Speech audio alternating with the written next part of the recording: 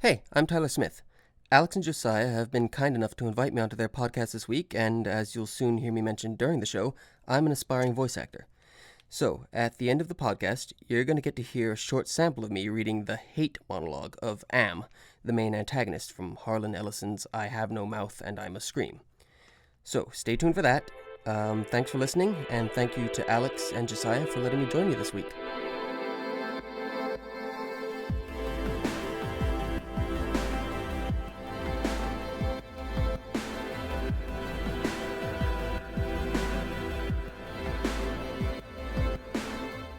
Hey! And welcome back to the Hipocritics podcast. I'm your co-host, Josiah. And I'm your other co-host, Alex. And I'm your new host, Tyler. You're both fired. What? Wow. No! That was fast. From now on, this man. podcast is about decorative china. Please. Oh, Why man. not to use it? Oh. I mean, he's the host. He Just is keep full it. control. Yeah, He could he's completely alpha. change everything. You're a true visionary. Just what we needed. We respond to strong leadership. This is truly who belongs as host here. Yes. Today is a little bit different. We kind of veered away from doing a lot of video games after E3, but we're gonna steer our way back a little bit. So keep your ears tuned, all those nerds out there like me and Alex. Me. Tyler is too much of an intellectual for that. Yes. So Tyler, usually when we have new hosts, we have them come introduce themselves. Would you care to go ahead and give us a little information about you and who you are, your bio? Sure. So I'm Tyler. I work at a small school out in the middle of nowhere. Very small. And I'm recently getting into voice acting these days, or trying to anyways, trying to kind of break into that. Can you tell us, one thing that was really interesting that I was learning from you was the fact that you purchased a bunch of new equipment to do vocal performance, and also like where you've been applying to? Right. So I just, over the summer, I've had a lot of time, and I had some money saved up during the year. So I invested in a relatively, I don't want to say cheap. It's like, it's decent equipment, but, I got it's about a little under $600 for the whole. Oh, wow. Yeah. That sounds pretty good. Pretty good deal, yeah. A nice Rode mic, and off the top of my head, I actually can't remember which one it is. It's okay. But yeah, I've been applying to, I've mostly been going on to castingcall.com. Okay.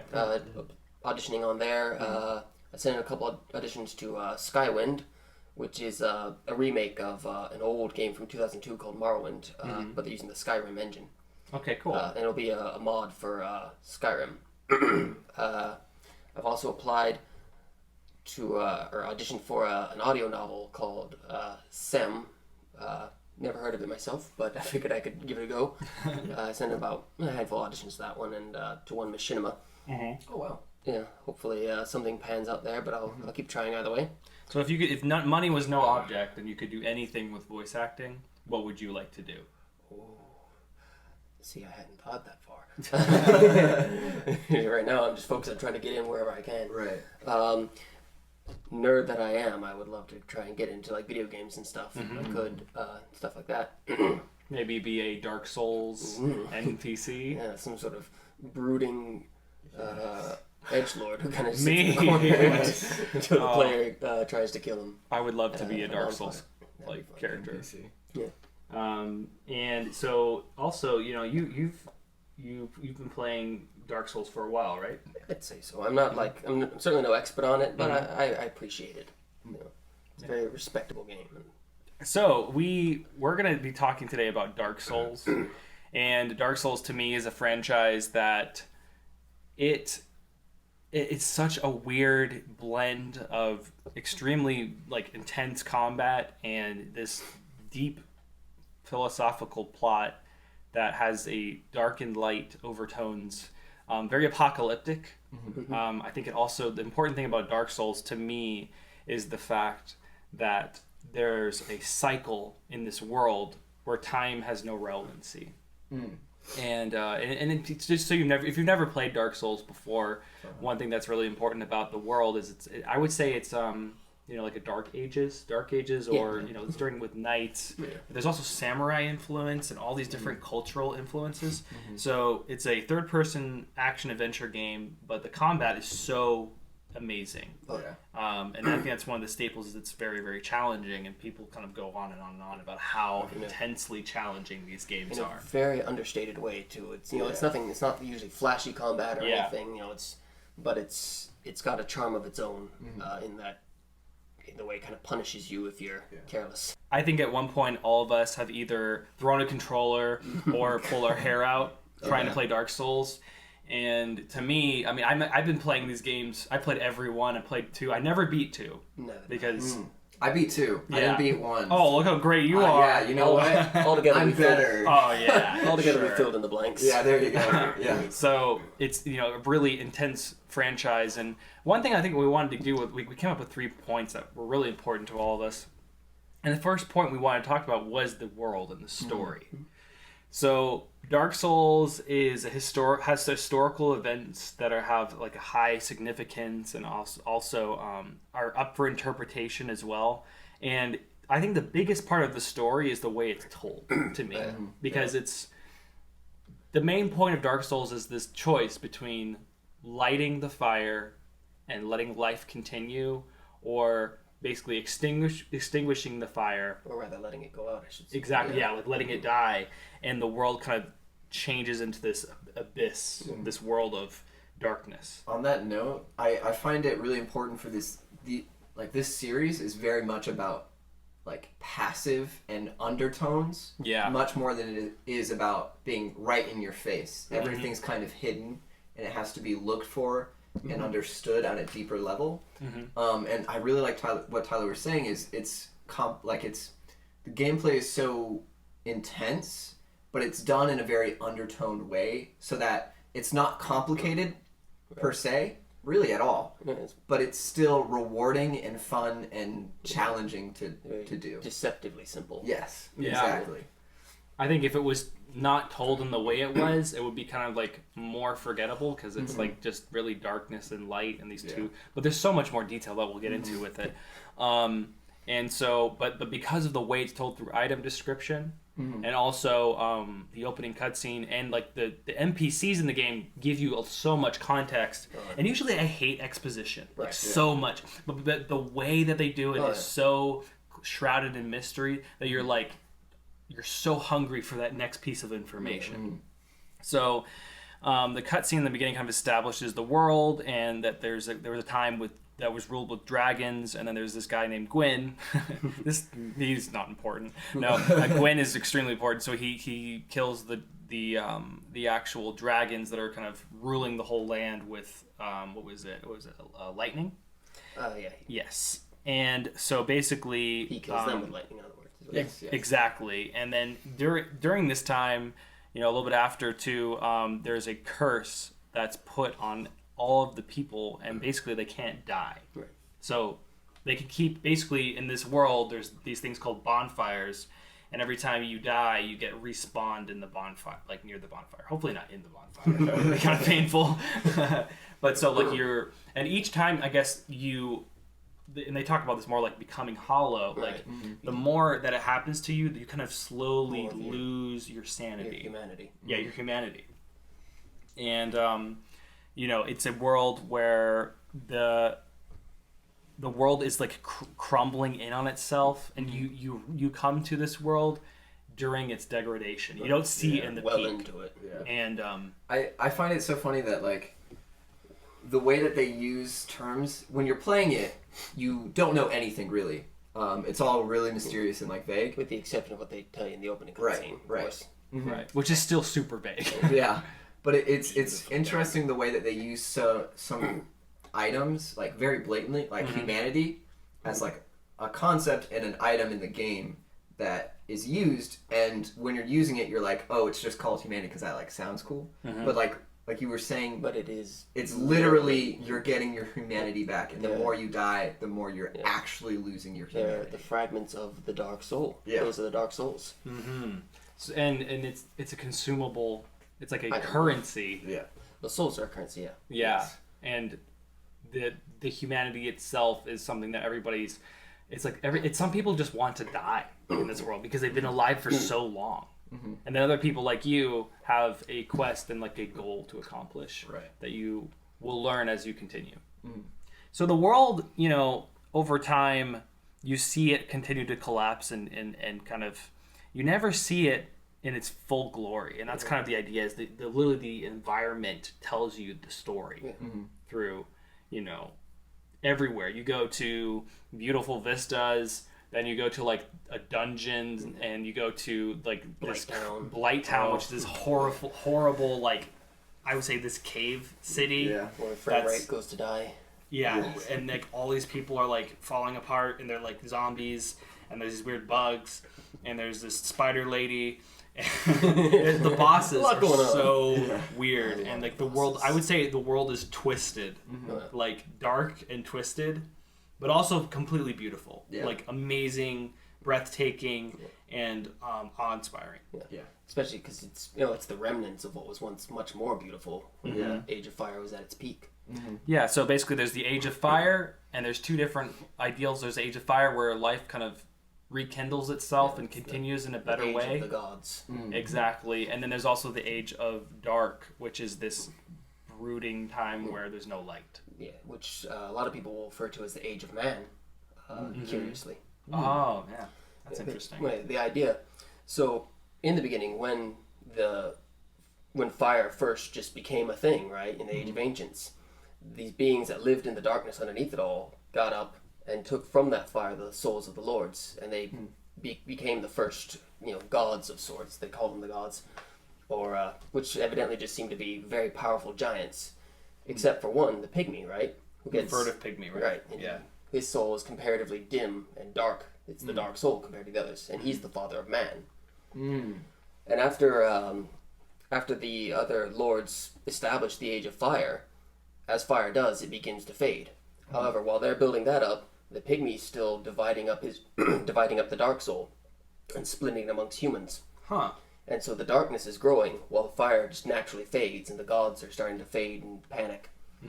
And the one of the lords, the Witch of Izalith, she tries to duplicate the flame, and in so doing accidentally creates a bed of chaos and life, and that's where all the demons come from. So the interesting thing about the decay is that it's coming from three sides. It's coming from the fading of the fire, the demons that the lords actually accidentally created, and what you might call the rise of man, the dark. Yeah, which is why the curse of undeath seemed to have been created, I guess, to cause men to lose their humanity. That's why Tyler's here, because he has a better grip than we do Much on better this grip. series, and I think that's well told. Absolutely.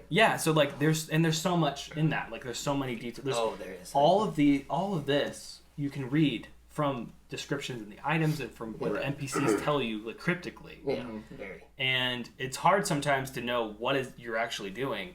But then when you look back at the kind of the events and the things you do, you're like, oh, this is all kind of forming into something. And I still don't know where it's going, but I'm seeing like the world is explaining itself to me. Yeah. And there's 3 games, and to me, I mean, maybe we could go around and talk about our favorite game. It might be all the same, or it might be all different. Yeah, of the series. I would say for me, I mean, Dark Souls 1 is my favorite. It was my first time into this world, and it was the first time experiencing such like hard difficulty. And when you play these games, you first get frustrated, but then like if you stick at it, the highs of like beating the bosses and accomplishing are like nothing I've ever felt in the video game. Yeah. So Dark Souls 1 was that first time I had that experience. And it's funny you say that. I in preparation for this, started playing Dark Souls 3 again, so a new game on there. And of course, naturally, I'm getting angry and frustrated with it. And then I'm like, but I wouldn't change it. Yeah, right? Yeah. Angry as it's making me, I'd leave it exactly the same almost. It's like relationships. For me, I think it's actually 2. Did you say what your favorite was? I did not, but that's okay. You go ahead. Okay. We'll come back to Tyler. I think mine was 2 actually. Because you beat it, we didn't. Yes. No, and it's funny because most people didn't like 2 as much as 1 or 3. Most people were like, it's okay. It's not better than 1, but it's on the same level almost. And then some people thought like 3 was better than 2, and it was on the same level as 1. But I really liked 2.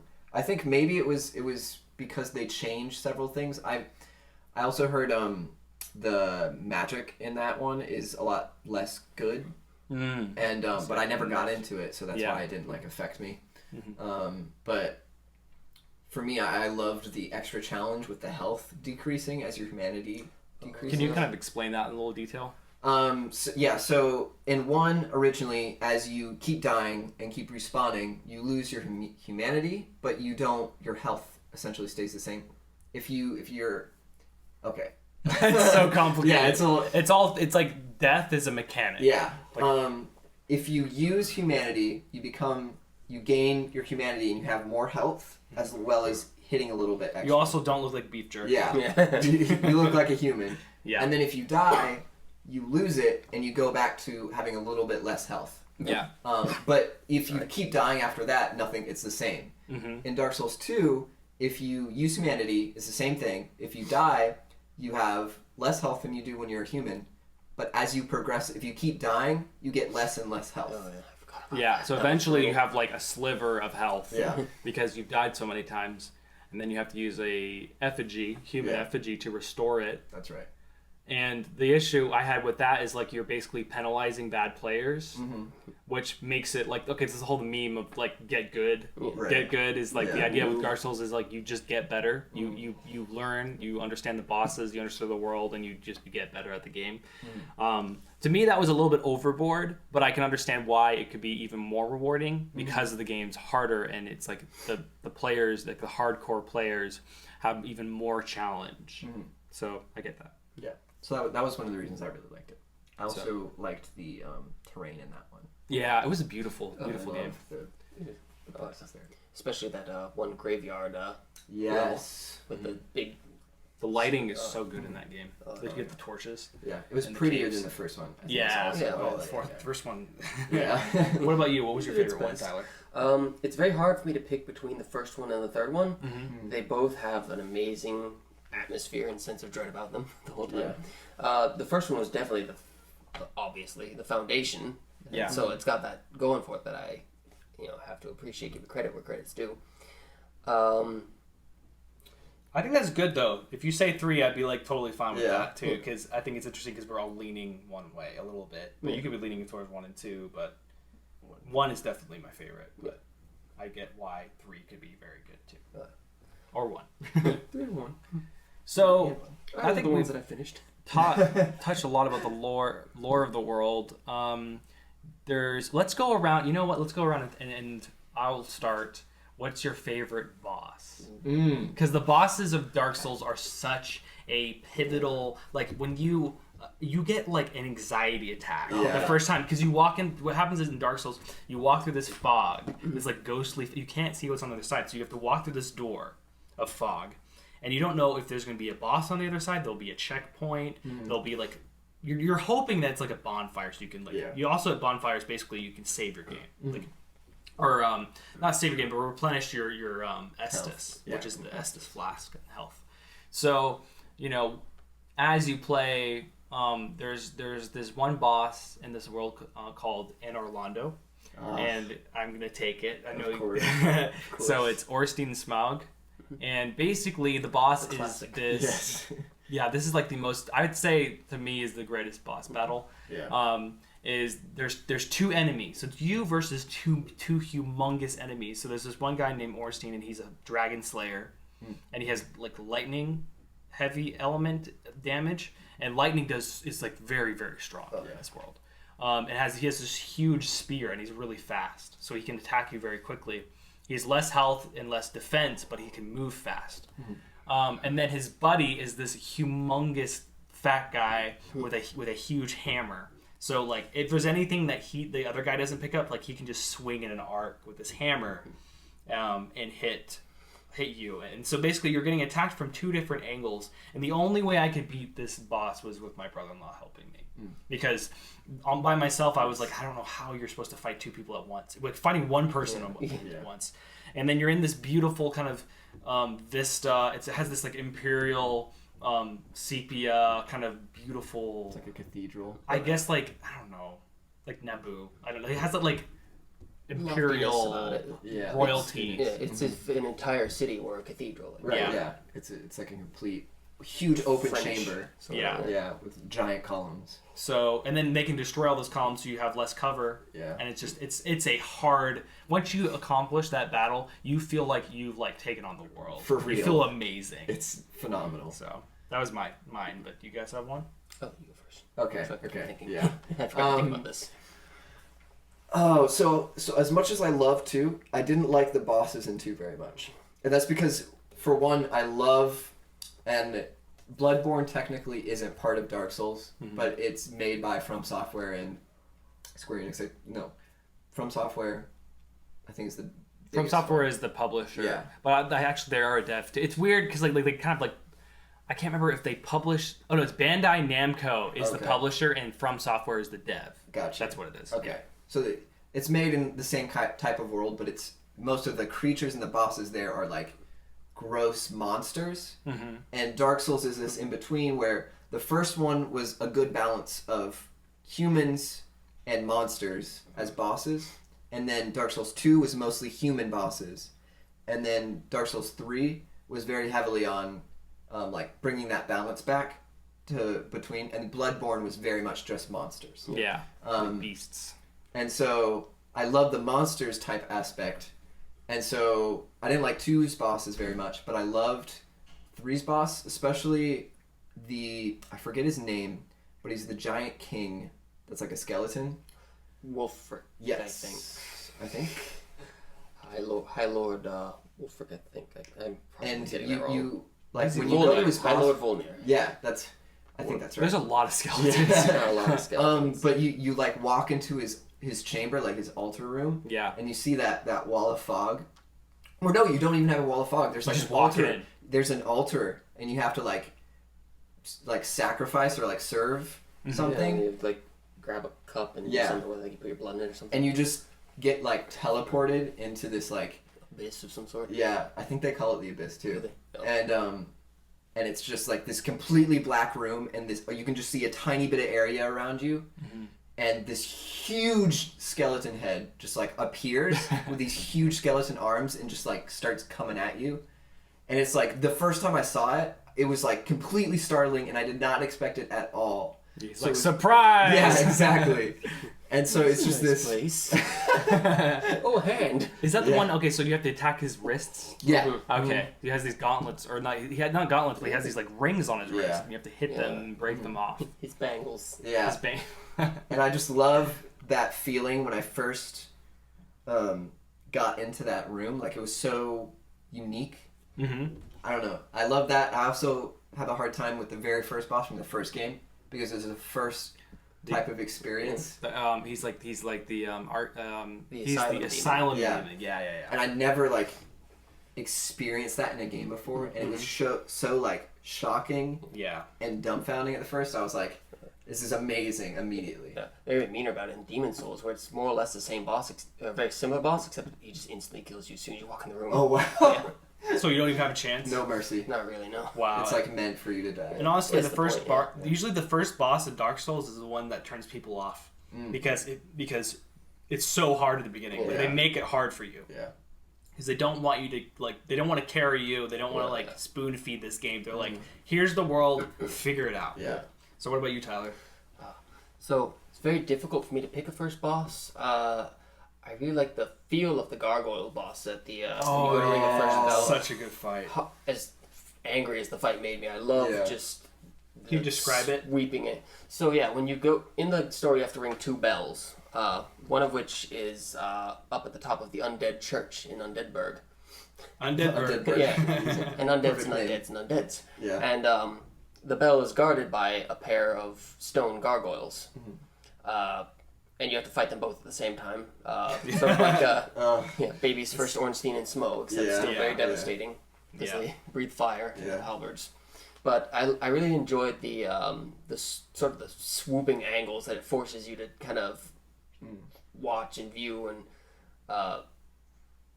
kind of guarding your back and just this very this kind of really cool vibe that the whole fight has about it, with just forcing your camera to swoop around and watching these massive creatures just fly over you and land. And So I just played that fight. I picked up Dark Souls Remastered, and I mean it's so nice to actually play the game where in like a normal it's not frame fun, rate. but it is fun. Yeah, it's not fun, but it is exactly. fun because like the frame rate was so bad in the original. I mean, especially when we get to Blighttown, which is this cave city kind of thing. Yeah. It drops to like 12 frames a second, and you're just limping along. So that you do that fight, and it's on like a top of a roof, and it's like a triangle. So you're trying to balance on this roof, and they're attacking you from two angles, and they have like breathe fire and do a lot of damage. I remember the first time I loved that fight because it's the first time when you get there, you start out just fighting one, and then the other one it comes, shows up. and at first, and they don't announce it or anything. It's just there all of a it sudden. just happens. And I remember when I first fought them, I was like, this guy's so hard, and then halfway through I'm like, yes, I'm almost done, and then the other one comes out, and I'm like, you're kidding me, I have to fight both at the same time? Yeah. So you have to kill one first, like very quickly, and then fight the other.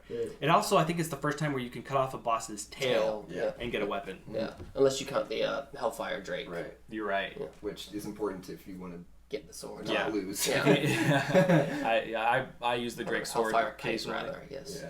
because that's a way to make it a little Hellkite easier. Drake? I'm butchering this.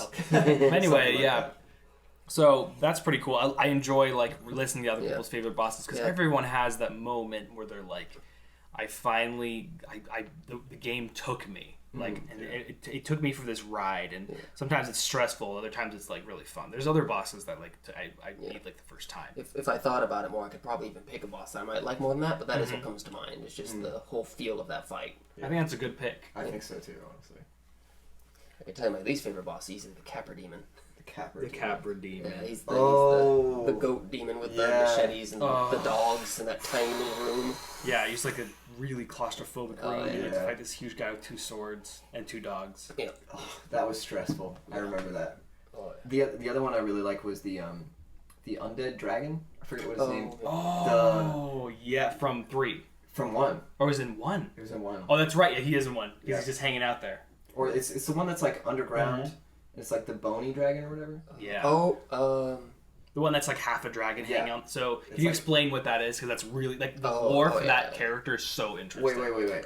I might be thinking of a different one. Okay, which one are you talking The about? one I'm talking about is like where it's half of it is like, or it's entirely bone. Mm-hmm. Is that the one that you're talking about? And like half of them's on the thing he's holding onto the ledge? It's like underground. Okay, I don't know what you're talking about. Yeah. somehow I can't remember. It's on the first one. The underground dragon that I can remember is the gaping dragon. Yeah, the gaping dragon. That's Oh. His thing is he's just like a big mouth. Basically. That thing His is rib cage is horrifying. Yeah. Yeah. Because you see the head, and like you think it's a normal dragon. It's like, oh, this little cute dragon, and then like it comes up, and its entire body is a maw, like a huge gaping teeth of mouth. It's just Slamming himself down on you. Yes. it's just awful. That was a big one. You know, so I think another thing that really affected me was the level of like. It's funny because the game is so dark and like it's oppressively dark. It's not. It doesn't make you depressed, but like it does like affect you over time, and like the atmosphere, the heavy level of this foreboding end that it creates, like the apocalypse. Like you never feel like you kind of feel like the world is gonna end eventually, and you're like, well, when is it gonna happen? Yeah.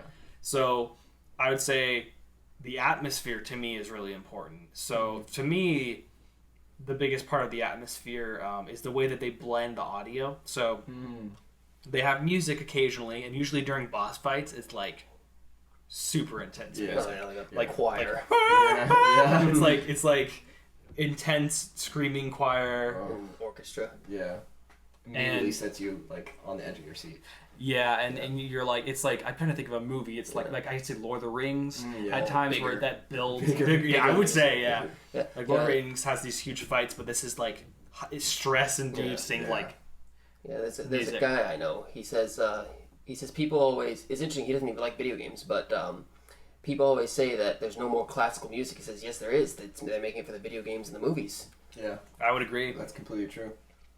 So, to me, the way they blend. So it's between the dialogue, the music, of course, and then just the sound of the world, like the footsteps. Like you walk up to a bonfire and it has this like crackling magic glory. Like it's just like you feel like there is magic in this little bonfire, and you're like it's why you're attracted to it. 'Cause it's so vibrant. And it's your home basically. Yeah, it's where you live. It's they're the only safe places in the this whole horrible world that just like collectively wants to kill you. Yeah. Yeah.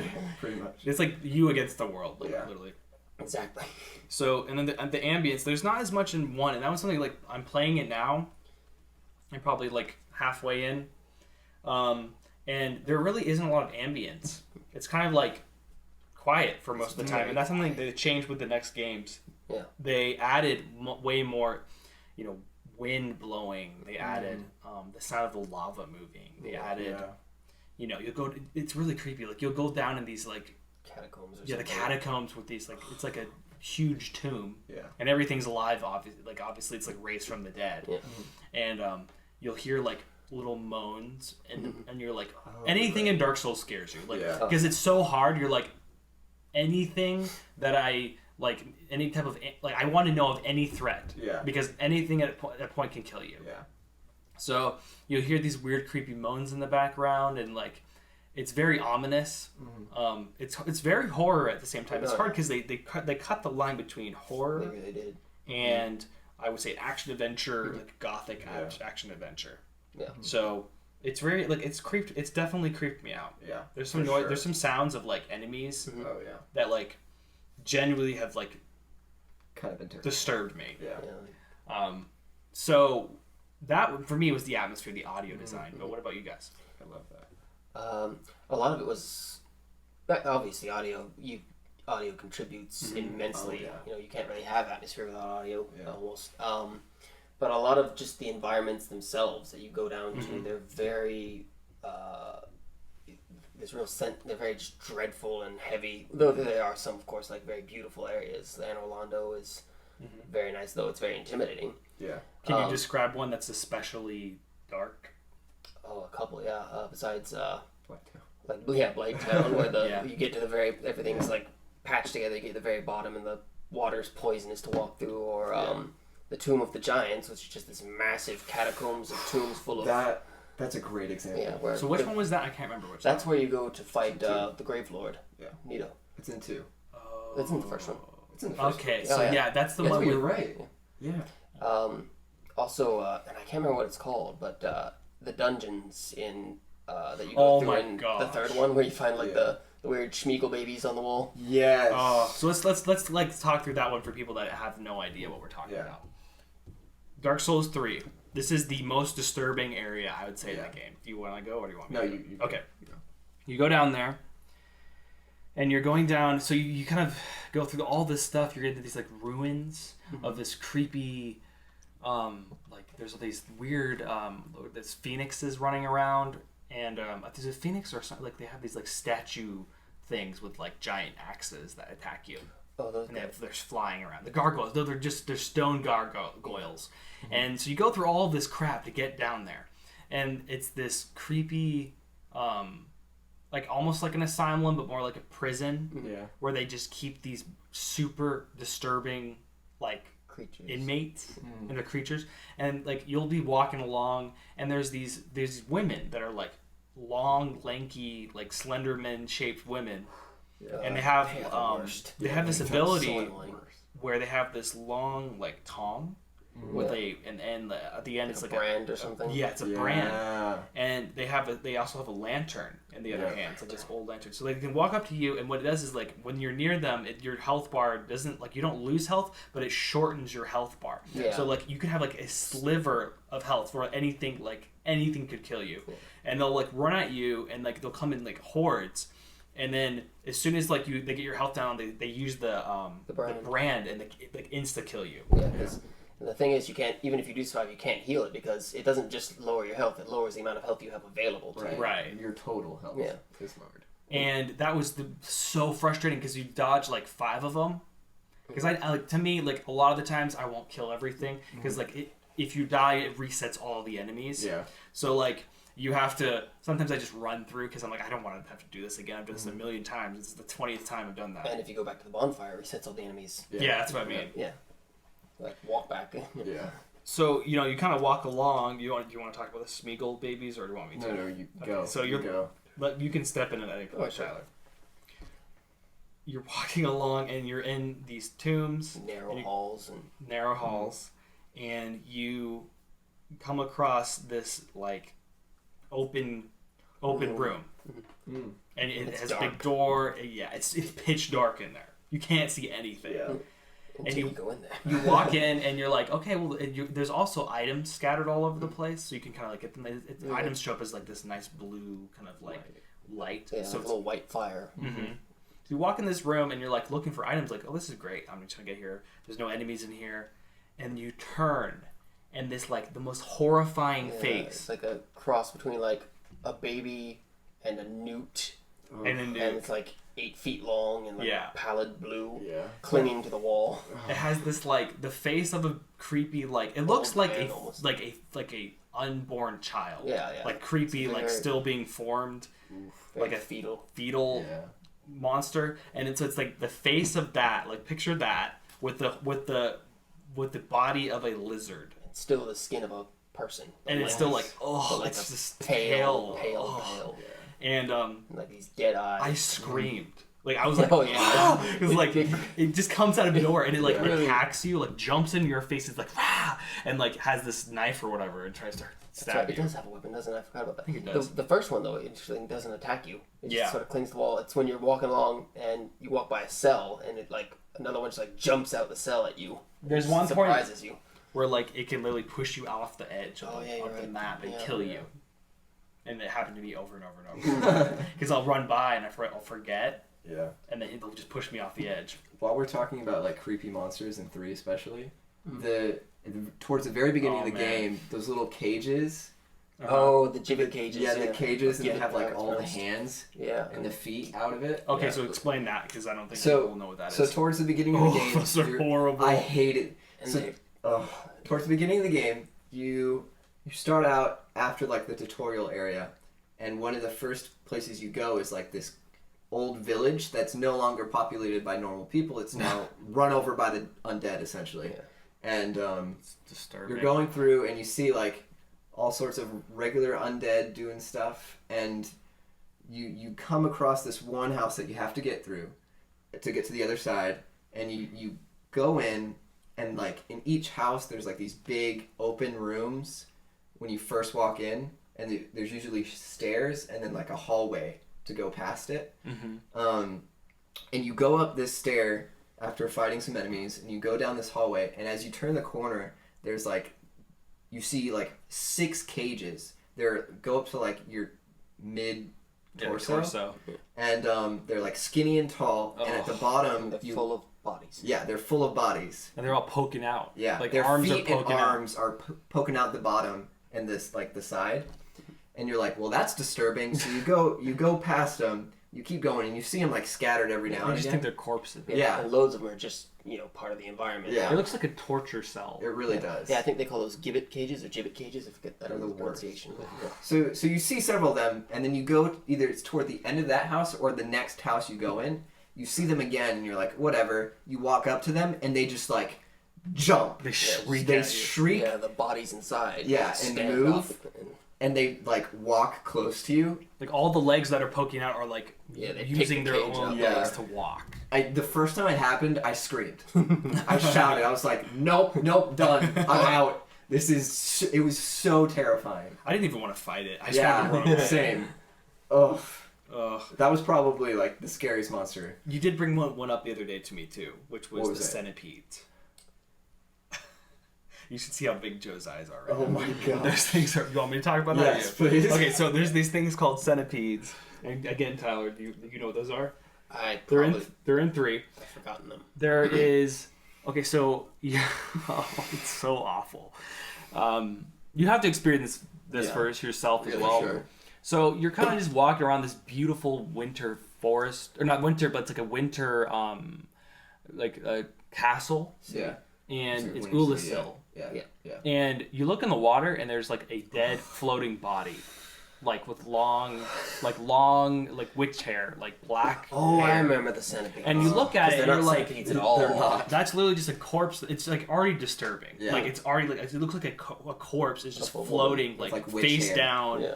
and the witch hair is really It's long. like what's the movie? It's The Ring. The that ring. has, Yeah, it looks. It's like It the ring. looks like the Ring Girl. Yeah. but worse. Yeah. Like Ring Like Girl she was meets older. human centipede. Yeah. Yeah. Oh my So- gosh, terrifying. You walk up to it, and you're like, okay, you're kind of like poking it with your sword, or you're about to, and it like riles up, and then like you realize that it's not a lady, it's face down, but it like completely at the torso like curls up at you, and it has the face of a lady, but she has like how many arms poking out of her side? It's like, Like a centipede. Yeah. Like at least like 8 arms, and the thing has a gigantic maw or something like in the mid. It's like it Like an goes open up rib and cage. it has like a huge rib cage that like Yeah. opens and like tries to eat you. Yeah.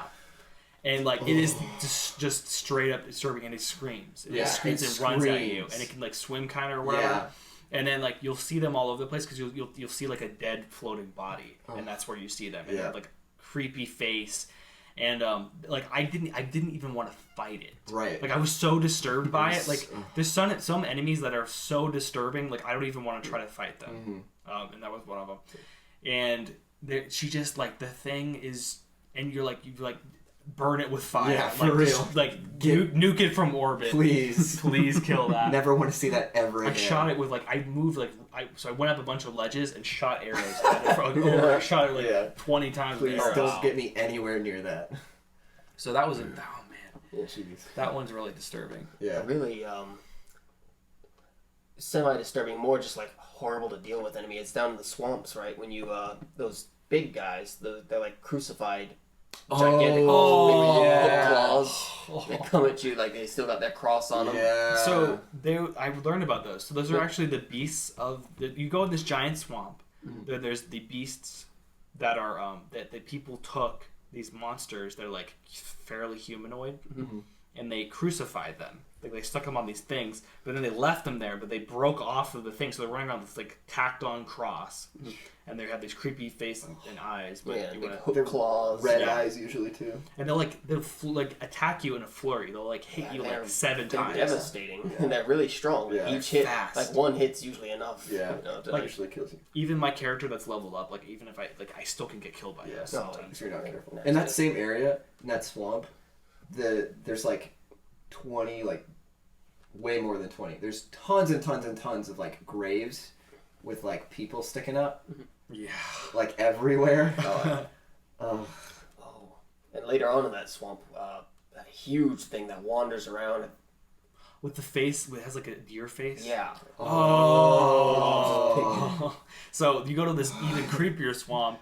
That's even more disturbing. Yeah. Like I don't even. It's like horrible. Like it's this. Like there's slugs everywhere. Big mutant. You got it. It's a great game. It's Yeah. horrible. Yeah, It's we're horrible. not really even doing it justice. Yeah, to- for real. with our description. But there's these like huge like. I don't even. How do you describe those? How do you describe it? It's like it reminded me of when No Face gets real big. No, I don't even know. Yes, it's from And Miyazaki. And cross that with the river spirit. And just like dip it in a swamp, and then Oh, So it looks like to me it's like this robed man that's extreme, like a very tall, like almost like a giant. But it's Oh, like the robe is this creepy swamp stuff, yeah. and then it's got the And face. moss and It's mud scary because like the bones. face has like antlers and like a big long long deer head, and it, like the way it moves, it's like treads so lightly on the water, and it runs really, and you're like the water itself slows you down. yeah. Oh, yeah. So like it will turn and look at you, and its eyes are like The horrible. water's poisonous, isn't it? Water's Yeah. poisonous, and like it'll just like it. The only thing that I can say is the closest way it moves is in Lord of the Rings, the Black Riders, how they kind of like striding through. Yeah. And with That's a in addition to great being example. huge, he's got magic, right? Like Yeah, Yeah. very strong magic. lob a big ball of magic at you. I love one of the things that just accounts, even though we're not doing it like the the best justice explaining everything. Yeah. Like the fact that we can all have these experiences playing the same game and like recount it and That's be a like, really good point. I remember that. That was like, The worst. and we all experience it similarly, but Yeah. in different ways, and like remember it. Yeah. It's It just goes to show you how good it is. Yeah, and I think it's interesting because like the way that you approach the bosses, like sometimes like, dude, I didn't even go in there. I shot him like outside of the area, you know, or you know, I beat him using magic, or like I just put a bunch of armor on and tanked it.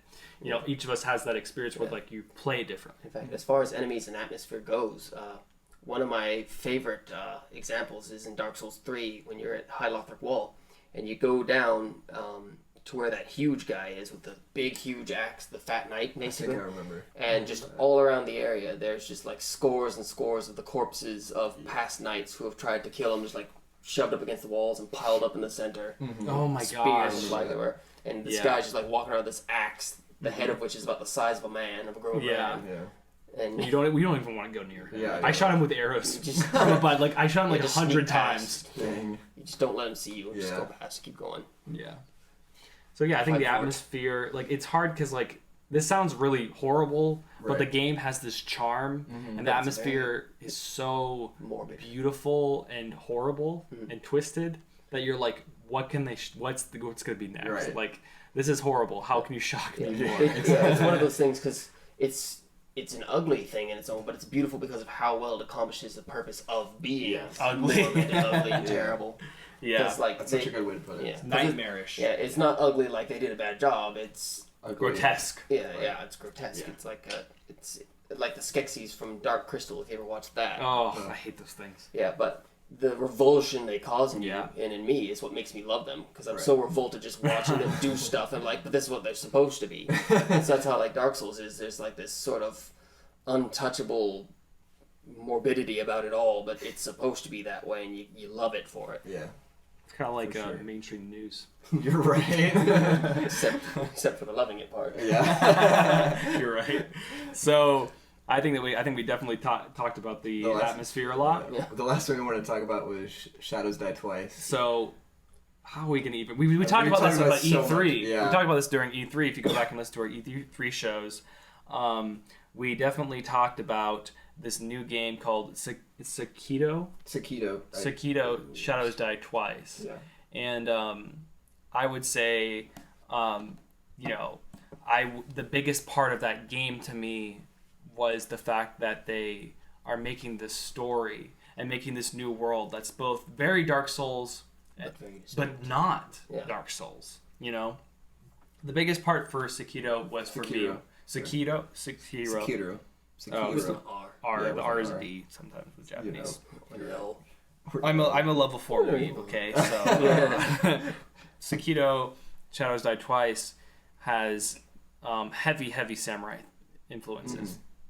And in this world, it's basically how do you go about even describing this world? It's so beautiful. So I think all those different things with the atmosphere of the world have shaped me as a player, also me as a gamer. I can honestly say that no other game feels as difficult now because of Dark Souls. Like the world, the way that you're kind of taken for this ride and honestly jaded by the end because you've been through so much that you feel that other games like that even try to be difficult are much easier. So the last point that we wanted to talk about this new game. If you listen to our E3 shows, we mentioned this game called Sekiro Shadows Die Twice. And this is a new game with a heavy 16th century Sengoku period, which is the samurai period feel. There's also shinobi, which are kind of like ninjas. And in this world, that's very Dark Souls and not Dark Souls, because it's heavy Japanese influence. And there is a lot of Japanese influence in Dark Souls. There's these characters and weapons from the Far East they mention. Yeah. But it's more, I would say, more Dark Ages, more medieval. More Western. Yeah. Very, very more Western. So this new game, they're just leaning heavily into this new world where you have these crazy abilities that are like attached to your arm. Yeah. So in this world, the main character gets his arm chopped off somehow, as one does when one is fighting with swords. You're right.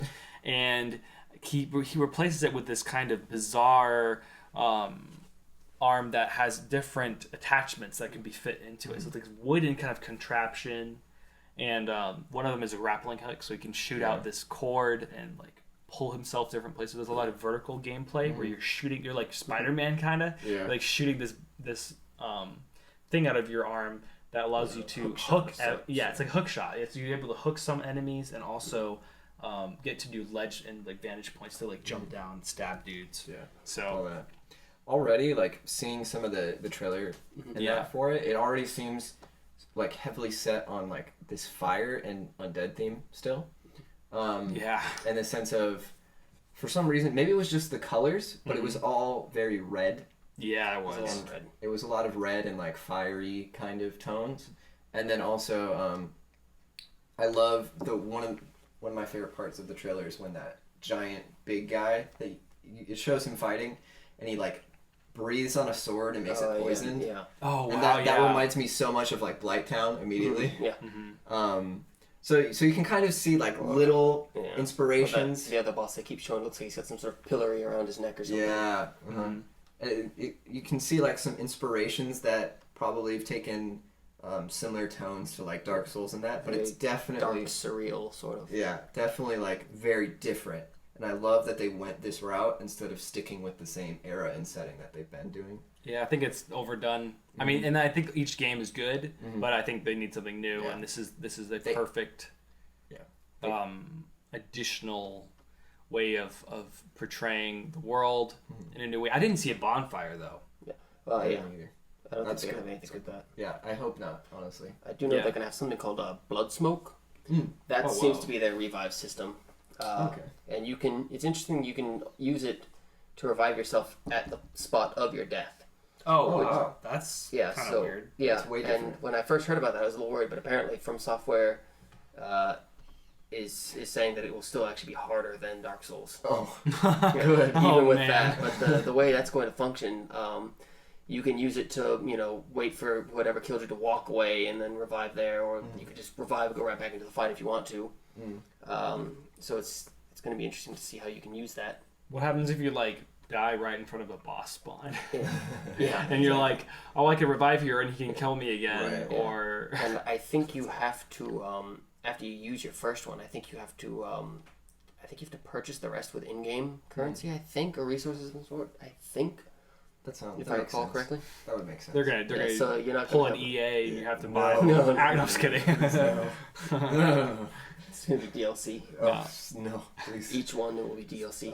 And I think it's a good way of balancing it, because it's like it's even more precious than humanity. Yeah. It's like a precious resource to respawn where you want to. I can't imagine a game that's harder than like Dark Souls 2. Like that just gives me. I'm super excited for it. Yeah. Oh yeah, it looks like a lot of fun. Yeah. And it definitely looks like it's going to be distinct from Dark Souls, but it's still going to have that same dark, heavy vibe. It's still going to be very challenging, very unforgiving for poor timing and any sort of thoughtless like hack and slash gaming approach that anyone's going to take to it. Yeah. Have you heard about Have you heard about the posture system that they're going to have in it?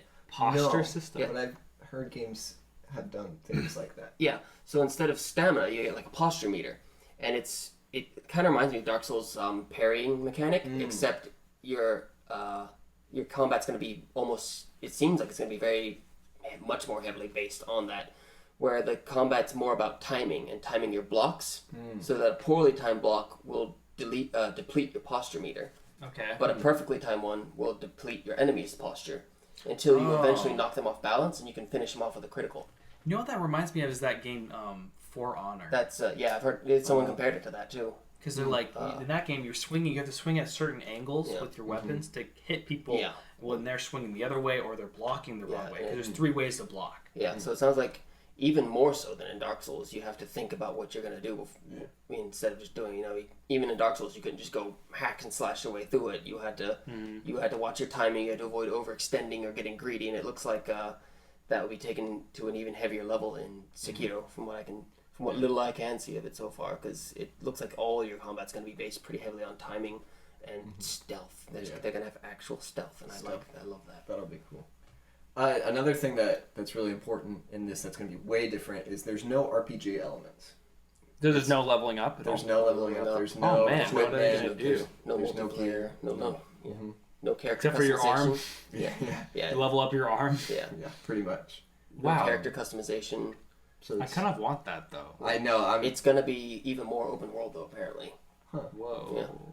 So Alex is I don't know how I feel about that because Yeah. I love leveling up my character. I think Same. it did get kind of like I can say like there's so many like there's like intelligence, attunement, strength, Yeah, it's a lot. dexterity. There's all it's like And it all gets there's expensive. so many different points to put into.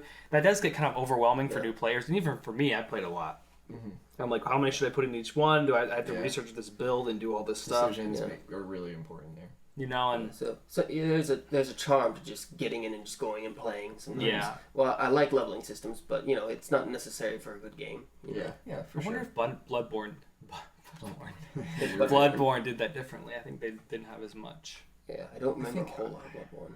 I didn't even play it. I played a bit. I've only seen. I got it like on an impulse one day. Oh wow.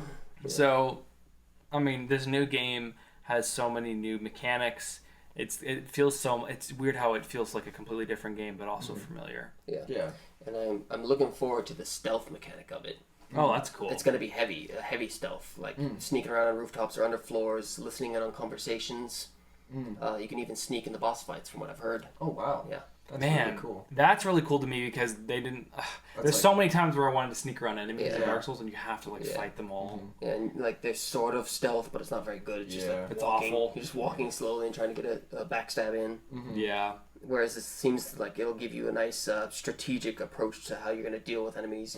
You can lure them away or what have you. One ability I heard of that you'll be able to get is where you can do an assassination kill on an enemy, and it turns his blood into some sort of like deadly AOE mist. Oh, wow. Area of Whoa. effect mist. Dang, that's wild. Yes. They always find more and more weird ways to like kill people. One thing I actually want to do is like I use the katana a lot in Dark Souls. Yeah. I was gonna ask you guys what your favorite weapons were. Oh. So I use the katanas a lot because they're fast, they cut really bad, and they do bleed damage. Which is bleed damage like basically if you keep hurting guy repeatedly, like his bleed increases, which is this bar, and once you get it to the full length, it like does a ton of damage all at once to him. So it's like poisoning him. So I use katanas, and I also used the bow a lot. I use the bow a lot because I'm like cheesing the boss, shooting him from afar. Yeah. In the first Dark Souls, I was such a cheapo because I like the heavy classes in Dark Souls, and I know a lot of Dark Souls players don't like that. It's like there's no finesse to that. It's I actually transitioned in because it's just that they're stronger in a lot of ways. and it's put in the game for a reason. You're not breaking the game or exploiting Right. anything to play as a tankier character. So in the first Dark Souls, I liked I went in with heavy armor, a big tower shield, and I think my favorite weapon for that one was the Dark Knight's halberd because it's a powerful weapon with a good long reach to it. Yeah. It's just a very handy weapon. I probably would have liked the Gravelord's sword if I gave it a better chance. Just at the time, I didn't. Yeah. But it's a very reachy weapon. I like that about the halberd. You can slash, you can stab, it's very versatile. Yeah. Heavy, big sword. It is big. You gotta have a lot of strength to wield it. Not the Gravelord. Well, you do have to have a lot of strength with the Gravelord sword, but the halberd, I mean. Yeah. What about you, Joe? For me, it depends on which one, because I remember in the first and second one, I loved the idea of a huge greatsword, and then having good ones in that one. Yeah, and no shield. I dual-handed it, and then had like kind of lighter armor, so I was high mobility, heavy damage, but very like weak. Like I would die really quick. Glass cannon. Yeah, Or paper glass tiger. Yeah, paper tiger. So that was how I played the first one, and I think that's the way I beat the second one. And then for the third one, I've been playing with the katana for the most part, which has been going good so far. I honestly haven't beaten the third one yet. It's good. You'd probably like Bloodborne then, because that one, it does not want you to be tanky at all. It's all about rolling and dodging and dishing out big hits of damage, basically. I really need to play that. This game You'd is like it, I think. Yeah. this game is really interesting because They give you a shield, but it sucks. yeah, the shield is so bad. It's basically a wood plank with a handle. Yeah. This game's gonna be interesting because like there's such a heavy theme of katana and like kind of riposting the other person's attack and like blocking their attack, but also using it as a way to counterattack. So I think there is gonna be way more katanas in that new game. So I'm happy about I that. should hope so in a shinobi game. Yeah, right? Yeah. Ooh, an arming sword. What's this doing here? They use a lot of weird weapons Claymore. too. We have Sword. these weapons are from the far west. Ooh, exotic. Exotic. The Anglicans. Yes. Whatever. So yeah, I think this game is exciting to me on multiple levels. I'm ready for a new challenge. Yeah. It's been long enough since 3 where I'm like, okay, And- I want that back in. Yeah, I like that they did this and like changed the title and changed everything about it because they're going in a different direction, and I think that's fine as long as they like change everything about it, like the title and that, because then it's like, okay, if you want the Dark Souls experience, then play Dark Souls. There's 3 Yeah. games, dude. Yeah, and if you want something like what they're doing here with Sekiro, then we'll have it. Yeah, and it looks like the combat, in addition to being very methodical and, very much pressuring you to think about what you're doing, it also looks like it's going to be a lot more fluid and flashy and a lot more exciting. Yeah. Very much more, a lot more dynamic, a lot more motion going on. Yeah, More like of an momentum. Yeah, more like an action sort of games combat, but still with all the timing and the thought and the forethought of Dark Souls combat. Yeah, because Dark Souls can be incredibly clunky because you're like hiding behind a shield half the time, and you're like, okay, well, oh wait, I can attack now, and then you just wait until it's kind of like Zelda in some ways with that, where you have the shield. But this game's like, nah, you just have a sword. Good luck. Yeah. So, any closing thoughts about Sekiro? Looks great. Yeah. Can't wait. I want to play it. I love this quote by Miyazaki, who describes the action as a clashing of swords. So I'm looking forward to that clashing, and I'm looking forward to it. I didn't know about it until like very recently when you guys brought it up, but now that I've seen what I have seen, it looks like it's going to be a lot of fun. Yeah, for sure. I look forward to talking about, in the same way we did with Dark Souls, being like, oh man, that boss Yeah, was so yeah, hard. yeah. That All the enemies are going to be the baby monster. Yeah. Oh no, please. The ones in the please, trailers, those are all please. just decoys. Oh. Those be varying sizes of the baby monster. Like, Babies are scary. you're gonna like go into one place, just like swarms of them, like the size of cubes. Are just gonna come. I'd play that game. I'm gonna have nightmares. Anyway, I did want to kind of give you a chance, Tyler, to plug kind of your acting and your voice that's right. acting and kind of a place. I think we're planning, and I don't think I've even talked about this, but we were gonna add like a little clip at the end of the show Even I forgot of about Tyler's little bit of extra Little content. Just a little 30-second clip or so. Something weird, something fun, Yeah. and also like a chance to like show how you've been practicing doing narrative voiceover. And the first time I ever did voice acting was with, as you remember, you and Matthew, where you Yeah. had me play your mad scientist in your audio drama, That's right. which I can't wait for. Yep. Eventually that will come out. One day. Yeah. When that comes out, we'll have a show about it. Yeah, and, for sure. So we made an audio drama from an alternate history audio drama. So at the end of the show, we'll have a clip of Tyler doing his vocal performance. Yeah. Other than that, I think we're done here, right? Yeah, we're done here. We're done here. We did our job. Go play Dark Souls. Have Please. lots of nightmares. Please Yes. talk about your experience. Let us Yes. know. Yeah. You know, What's your Where's your favorite comment? boss or weapon? Like, comment, subscribe, bro. let us know. Yeah. Let us know if our weapon styles are the wrong way to play. Also, you can tell us I'm- if our build is trash. I'm Yeah, sure please. someone will tell me that my weapon style is the wrong way. People hate the face tank. So, I've been Alex, I've been Josiah. And I've been Tyler. and you've been listening to the Hipocritics podcast. We'll see you next time. Bye.